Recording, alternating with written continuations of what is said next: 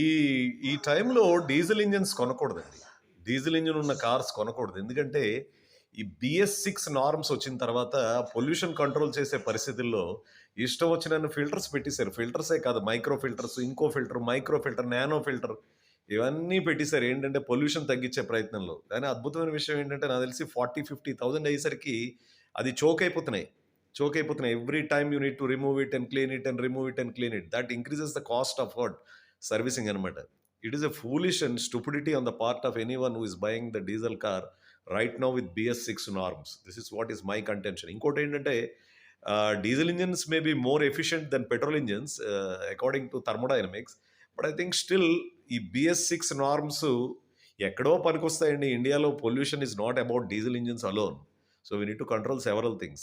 Something people will implement. Diesel engines అయితే choke అయిపోతున్నాయండి because of several filters. I think about it while buying diesel cars. What do you say? మీరేమనుకుంటారు? Comment చేయండి.